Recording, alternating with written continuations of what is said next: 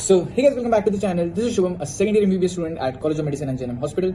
तो ये video regarding NEET biology. अब नीट बायोलॉजी रिगार्डिंग मैं फिर से की वीडियो बना रहा हूँ। अब बहुत के दिमाग में क्वेरी होगा या फिर वैसे भी लगता होगा कि ये वीडियो तो मैंने पहले भी बनाई है या फिर बहुत सारे यूट्यूबर्स ने तो ऑलरेडी बना रखा है, तो what's so special about it. So इस वीडियो में जैसे मैंने थंबनेल में बताया हाउ टू स्कोर 330+। अब मैंने यहाँ पे कुछ प्रॉमिस नहीं किया कि how to score 330+ in 1 month या 2 मंथ, जो बहुत सारे यूट्यूबर्स करते हैं कि 2 मंथ पढ़ लो 330+ आ जाएगा। ऐसा हलवा है क्या? मतलब इतना ईजिली आ जाता है तो फिर सभी की बायोलॉजी मतलब नीट बायोलॉजी में आ जाता है अराउंड 330+, 340+। इतना ईजी भी नहीं होता है। तुम्हें एक चीज तो तुम्हें दिमाग में रखना है, जितना तुम वेटेज देते हो फिजिक्स केमिस्ट्री को, उतना ही इक्वल वेटेज तुम्हें बायोलॉजी को भी देना है। बायोलॉजी इतना ईजी नहीं कि जस्ट गए अटेम्प्ट किया हो गया या फिर एनसीईआरटी पढ़ लिया हो गया।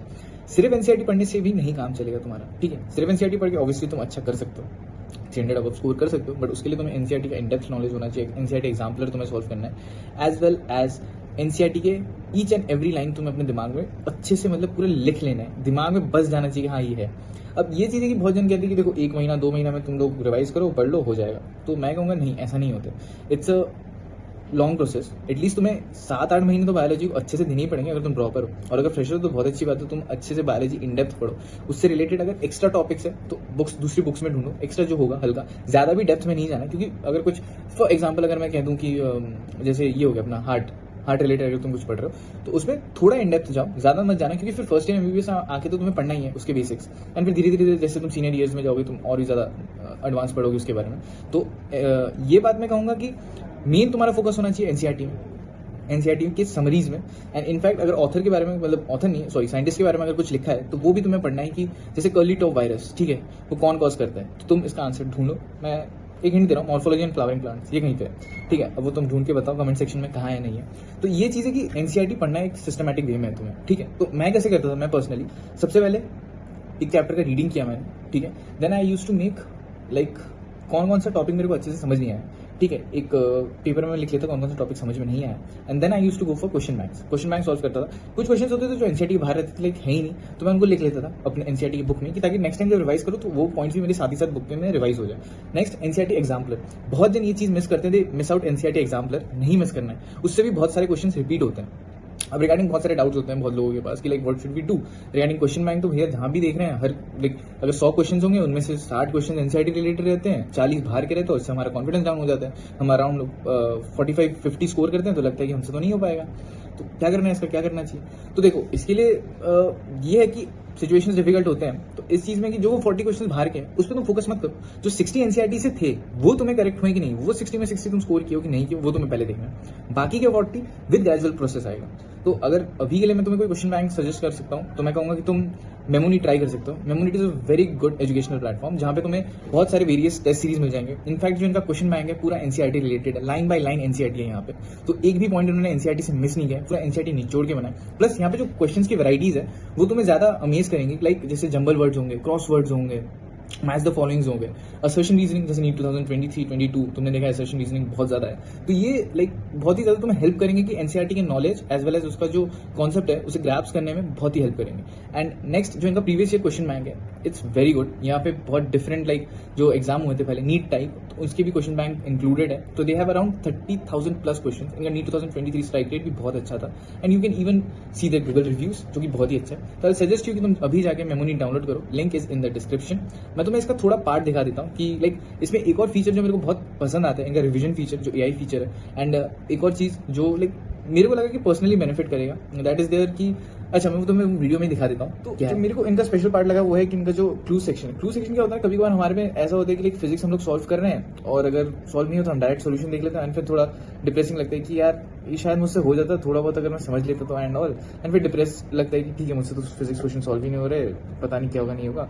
तो इन्होंने क्या निकाला, दैट्स अ क्लूज पॉइंट या फिर क्लूज सेक्शन मैं कह सकता हूँ। इसमें क्या है कि फॉर एग्जांपल तुमसे कोई क्वेश्चन सॉल्व नहीं हो रहा है तो you can go to the clues icon, clues में क्लिक करो, वहाँ पे तुम्हें 3 ऑप्शन देगा। एक अगर तुम्हें कॉन्सेप्ट समझ नहीं आ रहा है या फिर प्रोसेस समझ नहीं आ रहा है, दूसरे में वो तुम्हें कॉन्सेप्ट मिल जाएगा जो कोर कॉन्सेप्ट यहाँ पे यूज हुआ है या जो फॉर्मुला यूज हुआ है वो भी इनडायरेक्टली बताएगा, डायरेक्टली नहीं। एंड थर्ड जो मैथमेटिकल ऑपरेशंस यहाँ पे जरूरी है उन्हें ये समझाएगा। तो that's a very good thing. मैं तुम्हें एक बार यूज करके दिखा देता हूँ, तुम इस साइड में देख सकते हो। This is my progress, okay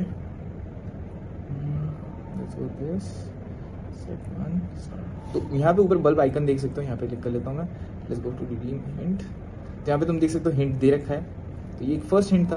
तो ऐसे करके तुम्हें सक्सेसिवली 2 और हिंट्स मिल जाते हैं जिससे तुम क्वेश्चन सॉल्व कर सकते हो और यहाँ से तुम्हें लगता है कि हाँ मुझसे क्वेश्चन फिर सॉल्व हो रहा है, I am doing it in right. Okay, तो let's begin with the second part of this video. अब second part of the video के बारे में बात करते हैं कि ठीक है, यहाँ तक क्वेश्चन बैंक्स का मामला हो गया सॉल्व कि कोई भी क्वेश्चन बैंक अगर मैं किसी भी ऐप से ले रहा हूँ या फिर किसी बुक से ले रहा हूँ, जो क्वेश्चन बाहर से आ रहा है मैं जस्ट उन्हें एनसीईआरटी में लिख ले रहा हूँ अपने एनसीईआरटी बुक में, एंड वेल एंड गुड।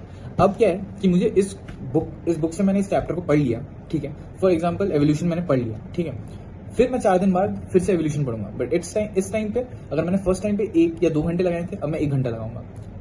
4 दिन बाद पढ़ा, फिर वही क्वेश्चन बैंक में देखूंगा। मैं क्या करता था, क्वेश्चन बैंक में पेन यूज नहीं करता था, पेंसिल यूज करता था, and I used to erase them after doing it, ताकि नेक्स्ट टाइम पे जब फिर से करूँ मैं तो मेरे को याद आएगी अच्छा ये ऐसा था, ये ऐसा था, वो वैसा था। क्योंकि देखो एक चीज तुम्हें मानो या ना मानो माननी पड़ेगी, नीट में एक हेल्प होता है, अगर क्वेश्चन सिमिलर आते हैं ना तो तुम्हारे पास तुम उतना टाइम वेस्ट नहीं करते हो। लाइक अच्छा हाँ ये तो मैंने किया था, इसका आंसर ये होगा, अच्छा ये भी मैंने किया था, इसका आंसर ये होगा। तुम्हारा टाइम बचता है बहुत ज्यादा। और अगर तुम बायोलॉजी में टाइम बचाते हो तो ऑब्वियसली फिजिक्स केमिस्ट्री के तुम्हारा ज्यादा टाइम है, फिजिक्स केमिस्ट्री में ज्यादा टाइम मतलब ज्यादा स्कोर, और ज्यादा स्कोर मतलब गुड कॉलेज मतलब लाइफ सेटल, राइट, यही है। तो इस चीज में तुम ज्यादा फोकस करो कि मुझे क्वेश्चन, ये नहीं कि वैराइटीज ऑफ क्वेश्चन करना है, ऑब्वियसली वैराइटीज ऑफ क्वेश्चन भी करना है, बट पहले एक क्वेश्चन बैंक को तुम्हें अच्छे से सॉल्व करना है कि अगर तुम्हारे 100 क्वेश्चन में से 40 या 50 क्वेश्चन गलत हो रहे हैं तो उस क्वेश्चन बैंक को तुम्हें फिर से सॉल्व करना ही पड़ेगा। हम क्या करते हैं कि मैं पहले करता था 100 क्वेश्चन सॉल्व किए, उसमें 50 गलत है, ठीक है, बाद में देखा जाएगा, दूसरा क्वेश्चन बैंक करना स्टार्ट कर दिया। अरे तो 50 गलतियों को तुम सुधारेगा तभी तो तेरा मार्क्स बढ़ेगा। मिस्टेक्स को तुम एनालाइज करोगे तभी तो तुम आगे बढ़ पाओगे। एनसीईआरटी में मैंने ये मिस्टेक देखा कि फिर सबका डाउट होता है कि भैया मैं एनसीईआरटी पढ़ रहा हूँ तो भी मार्क्स इंक्रीज नहीं करना है। मार्क्स तो वैसे इंक्रीज करेगा ना कि अगर तुम अपना नॉलेज उधर अप्लाई करेगा, अप्लाई करना सीखेगा कैसे करना है कि नहीं करना है, राइट। तो मैं ये कहूंगा कि नीट के लिए मैंने सिर्फ और सिर्फ ample amount of question solve किए थे बायोलॉजी में, जितना हो सके मुझसे, जितना लाइक अगर गलती भी होता तो मैं वो क्वेश्चन एक अलग मिस्टेक कॉपी में क्वेश्चन विद ऑप्शंस लिख लेता था कि इसका आंसर ये था, क्यों था, रीजन भी लिख लेता था, and keep on revising it. तुम्हें ये रखना है कि हर हफ्ते तुम्हारे पास टारगेट होना चाहिए कि मेरा एटलीस्ट 6 चैप्टर मैं अच्छे से पढ़ूं और नेक्स्ट वीक उस 6 चैप्टर को अच्छे से रिवाइज करूं, फिर नेक्स्ट वीक नए चैप्टर्स खोलूं, अच्छे से रिवाइज करूं, और जो पुराने वीक्स में मैंने चैप्टर देखे थे उनको मैं संडे पूरा टाइम दूं, पूरा रिवाइज करने का टाइम दूं, क्वेश्चन बैंक सॉल्व करूं। तो ऐसे करके तुम धीरे धीरे खुद तुम्हारा इंप्रूवमेंट हो रहा है। And try discussing it with your friends कि अच्छा पता ये वाला लाइन कहाँ पे लिखा है, तो वो कहेगा नहीं ये तो एनसीईआरटी में नहीं लिखा है, नहीं ये लिखा है, ये एक्चुअली लिखा है कि ट्रॉपिक हार्मोन सिक्रीट करता है, वो लिखा है हार्मोन्स वाले चैप्टर में समरी के पार्ट में। तो तुम जाके देखोगे अरे हाँ ये तो लिखा था, मैंने नोटिस नहीं किया, तो वो चीज़ तुम्हारे दिमाग में रह जाएगी कि ये मुझसे गलती हुई थी, I should like look into it कि क्या गलती हुई क्या नहीं हुई। तो ऐसे डिस्कस करने में भी, हेल्दी डिस्कशन में भी तुम्हारा बहुत ज़्यादा फायदा होता है, याद रहता है। Okay, so that's it for today guys. तो मिलते हैं नेक्स्ट वीडियो में, तब तक के लिए take care and good bye.